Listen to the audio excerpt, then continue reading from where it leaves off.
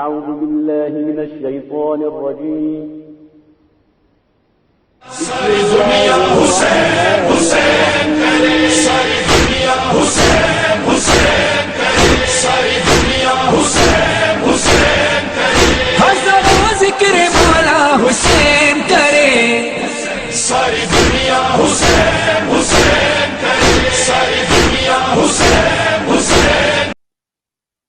ایران کا جو انقلاب ہے نا، اس کے پیچھے ایک آئیڈیالوجی تھی، نظریہ تھا کہ دو سسٹموں کو آپس میں ملایا جائے، جمہوریت، ڈیموکریسی اور اسلام. کس طرح ان کو ملا کر ایک نیا نظام پیش کیا جائے اور اس کو کامیاب طریقے سے چلایا جائے. دنیا میں مختلف قسم کے نظام ہیں، منارکی ہے، پارلیمانی نظام ہے، صدارتی نظام ہے. دنیا میں عملی لحاظ سے اور حقیقی لحاظ سے پہلی دفعہ اسلامی جمہوریت ایران میں بپا ہوئی، اور اس کے پیچھے مائنڈ تھے، ذہن تھے، مغز تھے. وہ کون سے افراد تھے؟ ان میں سے مین فرد مرتضی مطہری صاحب تھے، اور ان کو اسلامی انقلاب اور جمہوری اسلامی کے نظریات پرداز افراد میں ان کو شمار کیا جاتا ہے. جس طرح ہمارے ہیں نا مصور پاکستان علامہ اقبال، اس طرح ایران میں مصور انقلاب اسلامی، انقلاب کا نقشہ بنانے والی ہستی،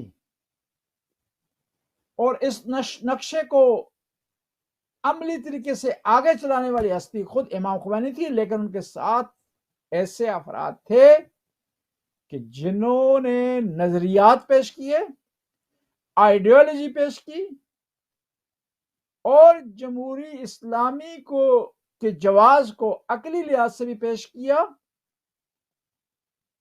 اور شرعی لحاظ سے پیش کیا، اور یہ ثابت کیا کہ یہ جو نظام ہے، یہ نظام معقول ہے،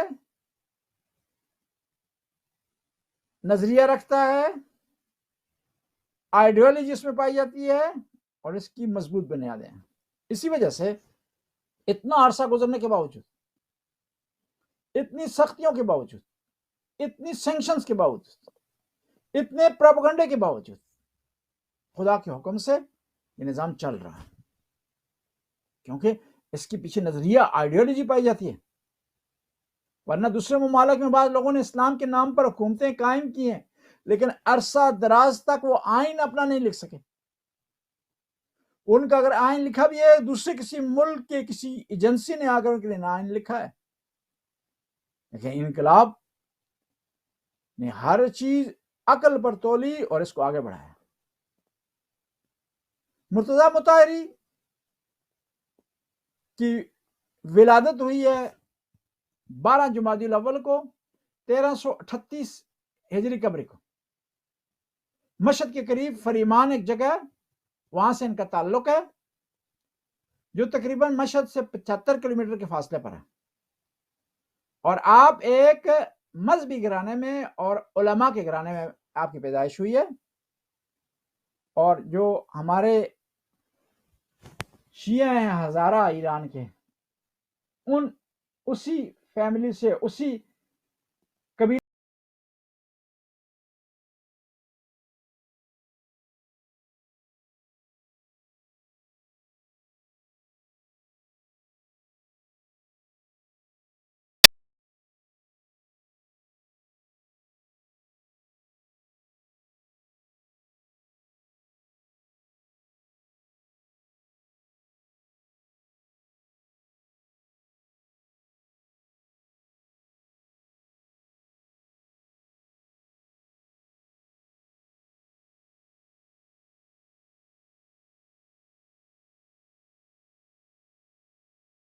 شہید مطہری کا بھی تعلق ایران کی ہزارہ برادری سے تھا.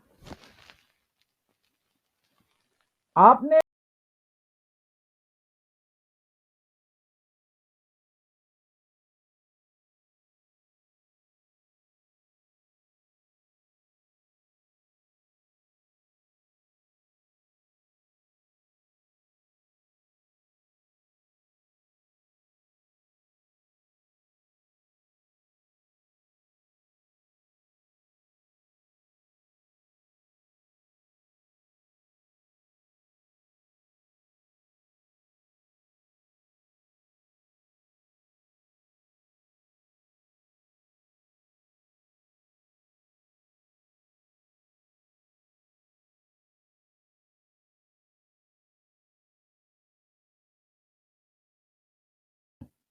اور جب یہ قم میں پہنچے ہیں تو انہی ایام میں وفات ہوئی شیخ عبد الکریم حائری کی.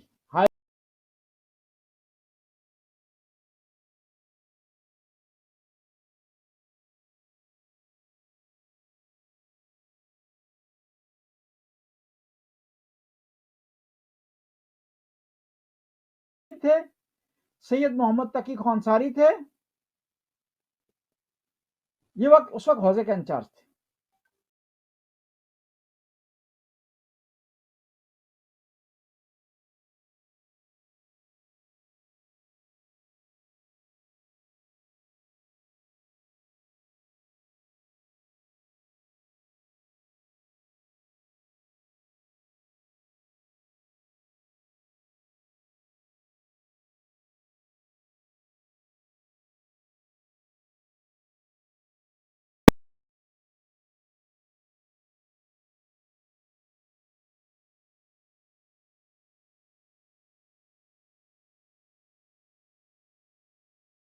جن کا بہت بڑا قوم میں کتاب خانہ ہے، کتب خانہ ہے ان کا. اور یہ آیت اللہ مراشد نجفی وہ ہستیاں کہ جنہوں نے اپنی وصیت میں لکھا تھا کہ میرے کفن میں وہ آنسوؤں والا رومال رکھنا ہے جو میں استعمال کرتا رہا ہوں امام حسین کے مصائب سنتے ہوئے. یعنی عظیم شاگرد و عظیم استاد. اور اس کے علاوہ انہوں نے مختلف دروس پڑھے سید صدر الدین صدر سے، سید محمد رضا گلپگانی سے، سید احمد خنساری سے، سید محمد تقی خنساری سے، سید محمد حجت سے، سید محمد محقق یزدی سے، جنہیں محقق داماد بھی کہا جاتا ہے. اور پھر مطہری، علامہ مطہری قم آنے سے پہلے آیت اللہ برجردی سے درس حاصل کرنے کے لیے قم برجرد جایا کرتے تھے. دیکھیے کتنا انہیں شوق تھا علم حاصل کرنے کا، تعلیم حاصل کرنے کا، اور علم اہل بیت کو اپنانے کا. اور اس طرح جو عقلی مباحث ہیں یا منطق ہے، فلسفہ ہے، اس کی تعلیم انہوں نے امام خمینی سے حاصل کی. اور منطق کی کتابیں انہوں نے باقاعدہ پڑھی، فلسفے کی کتابیں انہوں نے باقاعدہ پڑھی، استاد کے ذریعے شرح منظومہ انہوں نے پڑھی، اسفار اربع ملا صدرہ کی اسفار اربع انہوں نے پڑھی. اور اس طرح یہ شاگرد رہے ہیں کس کے؟ علامہ سید محمد حسین طباطبائی صاحب المیزان. اور انہوں نے ان سے کیا چیز پڑھی ہے؟ کتاب شفا جو تھی ابن سینا کی، اس کی تعلیم کس سے حاصل کی؟ علامہ طباطبائی سے. اور پھر یہاں رکے نہیں ہیں، علوم کو اس کے علاوہ بعض اساتذہ سے انہوں نے حاصل کیا. اور اس کے علاوہ وہ ان کے اساتذہ میں شمار ہوتا ہے، اخلاق کے اساتذہ میں سے حاج مرزا علی آغا شیرازی، ان کے اساتذہ میں. اور پھر یہاں پر رکے نہیں ہیں. اور یہ دیکھیں حوزہ علمی کا ہمارا کمال ہے کہ ہم یہاں درس پڑھ رہے ہوتے ہیں، وہاں پڑھا بھی رہے تھے. یہ اور کہیں نہیں، یعنی اپنے سے بڑی کلاسوں کو اٹینڈ کر رہے ہوتے ہیں جو ضرورت کی ہماری، اور جو پڑھ چکے ہوتے ہیں اس کو دوسرے آنے والے شاگردوں کے لیے پڑھا رہے ہوتے ہیں. مرتضیٰ مطہری نے حوزوی اتنے بڑے فلاسفر ہونے کے باوجود، اتنے بڑے علامہ ہونے کے باوجود، حوزے کے جو دروس ہیں وہ چھوٹے سے چھوٹے درس کی بھی تدریس کی اور بڑے سے بڑے درس کی تدریس کی. جن کتابوں کی آپ نے تدریس کی ہے ان میں متول ہیں، منطق کی شرح مطالعہ ہے، کشف المراد علم کلام کی، رسائل کفایہ آپ نے جو تدریس کی، مقاصد آپ نے تدریس کی، رسائل اصول کی کتاب ہے، کفایہ بھی اصول کی کتاب ہے، درس خارج سے پہلے یہ کتابیں پڑھی جاتی. اور مقاصد شیخ انصاری کی جو فقہ کی کتاب ہے، معاملات کی کتاب ہے مقاصد، اس کی تعلیم انہوں نے دی ہے، پڑھائی ہے. اور پھر انقلاب میں پیش رہے. اور اسی وجہ سے کئی دفعہ آپ کو گرفتار کر لیا گیا ہے اور کئی دفعہ آپ کو سخت ترین سزا دی گئی. اور مشکلات آپ نے برداشت کی. حالانکہ علامہ ہو, ایک یونیورسٹی میں پروفیسر ہو, تو کوشش کرتا ہے کہ اپنے جاب سے متعلق کام کرے, اس سے بڑھ کر نہ کوئی آگے کام کرے, نہ پیچھے, نہ دائیں نہ بائیں. لیکن علامہ مطہری اپنا فریضہ سمجھتے تھے, اتنے بڑے فلاسفر ہونے کے باوجود بھی, کہ وہ کیا کریں, انقلاب کے لیے کام کریں, اسلام کے لیے کام کریں, جدوجہد کریں, کوشش کریں. اور انہوں نے بہت ساری کتابیں لکھی ہیں, اور یہ کتابیں علماء کے لیے, عوام کے لیے مشعل راہ. ہمارے ایک استاد بتا رہے تھے کہ پاکستان میں ایک بہت بڑے اہل سنت کے عالم دین کے گھر وہ گئے, تو وہاں انہوں نے اپنی الماری میں شہید مطہری کی کتابیں سجائی ہوئی تھی. تو میں نے پوچھا یہ کتابیں یہاں کیا کر رہے ہیں؟ انہوں نے فرمایا کہ میں ان کا مطالعہ کرتا ہوں, میں ان کو پڑھتا ہوں.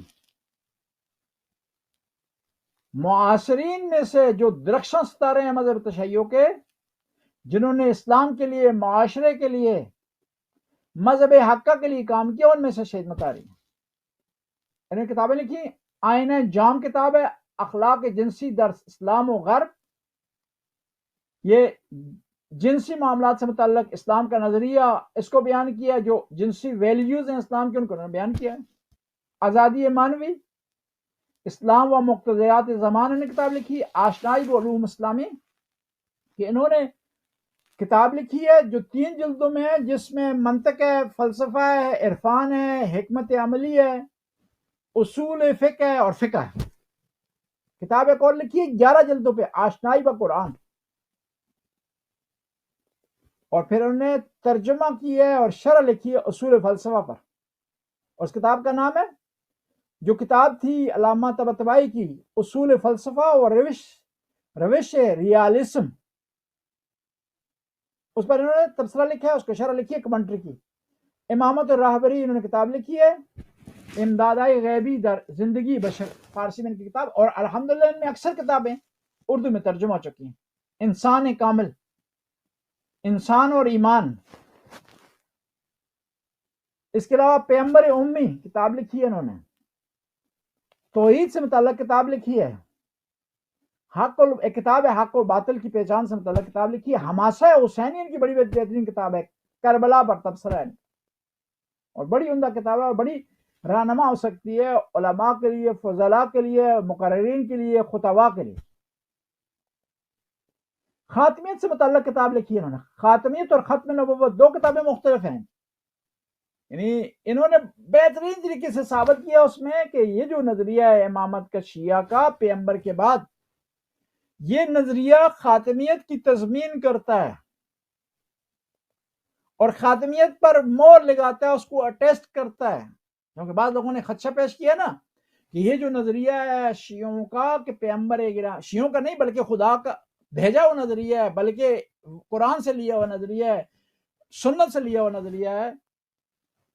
یہ نظریہ انہوں نے اپنی کتاب میں ثابت کیا ہے کہ خاتمیت کو ٹیسٹ کرتا ہے. کیونکہ بعض لوگوں نے یہ کہا تھا کہ یہ جو نظریہ امامت ہے یہ خاتمیت کے خلاف ہے, کیونکہ یہ امام کو وہی درجہ دیتے ہیں جو نبی کو دیتے ہیں. نہیں, ایسا نہیں ہے. نبی ہے, امام ہے. ہاں, بعض خصوصیات میں مشترک ہے, معصوم ہونے میں مشترک ہے, علم غیب ہونے میں جو ہے مشترک ہے, خدا کا نمائندہ ہونے میں مشترک ہے. لیکن یہ ایسا نہیں ہے کہ نبی قرآن لایا تو امام بھی قرآن لائے گا. نہیں, نبی قرآن لانے والے ہیں, امام قرآن کی حفاظت کرنے والے. اور پھر ایک اور بڑی پیاری کتاب لکھی کہ خدمات متقابل اسلام و ایران, کہ اسلام نے ایران کے لیے کیا کام کیا اور ایران نے اسلام کے لیے کیا کام کیا. بڑی پیاری کتاب ہے. اس میں انہوں نے ثابت کیا ہے کہ اکثر مفسرین, محدثین, اسلامی فلاسفر, منطقیین وہ ایرانی ہیں. اور بات یہ سی, جو چیز سچ ہے اس کو سچ کہنا چاہیے. سیاہ ستہ کے 6 رائٹر, اہل سنت کی 6 حدیثوں کی کتابوں کے 6 رائٹر ایرانی. بہترین تفسیر اہل سنت کی تفسیر فخر رازی ہے، مفاتیح الغیب ہے، تفسیر کبیر ہے، اس کے رائٹر ایرانی. اور ہمارے یہاں مذہب حقہ میں بھی 4 کتابیں ہیں حدیث کی، 3 رائٹر ہیں اس کے، تینوں کی تینوں ایرانی ہیں. اور تفاسیر میں سب سے بہترین تفسیر اس وقت کہ اس کے مقابلے کی کوئی تفسیر نہیں آ سکے شیعہ میں، اتنا زمانہ گزرنے کے باوجود، تفسیر المیزان ایرانی ہے، مجمع البیان ایرانی ہے، تفسیر فیض کاشانی، تفسیر صافی ایرانی ہے، تفسیر عیاشی کے رائٹر ایرانی ہے. تبری تاریخ ہو یا تفسیر ہو، شیعہ ان کو مانے یا سنی مانے، ایرانی. یعنی بہت زیادہ خدمات ہیں. انسان کو قدر کرنی چاہیے. اگر کسی علاقے نے زیادہ خدمت اسلام کی ہے تو اس سے حسد نہیں کرنا چاہیے. اور پھر انہوں نے آخرت سے متعلق کتاب لکھی ہے، زندگی جاوید یا حیات اخروی. آئمہ کے سیرت سے متعلق کتاب لکھی ہے. بہرحال ان کی کتابوں کی لمبی فہرست ہے، انسان شمار نہیں کر سکتا ان کی کتابیں، کتنی زیادہ خدمت کی ہے انہوں نے. اور پھر میں آپ کو بتاتا ہوں کہ یہ کتنے فرض شناس تھے اور اسلام کی مشکلوں کو اپنی مشکل سمجھتے تھے. مذہب تشیع کے مصائب کو اپنے مصائب سمجھتے تھے.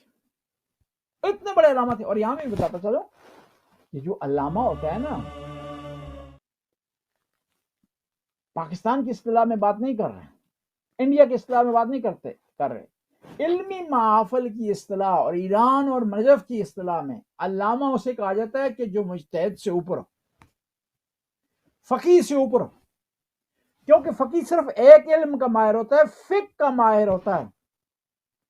لیکن جو علامہ ہوتا ہے وہ فقہ سے بڑھ کر تاریخ کا بھی ماہر ہوتا ہے، فلسفے کا بھی ماہر ہوتا ہے، تفسیر کا بھی ماہر ہوتا ہے، یعنی کئی علوم کا ماہر ہوتا ہے. پھر اسے ہم علامہ کہتے ہیں.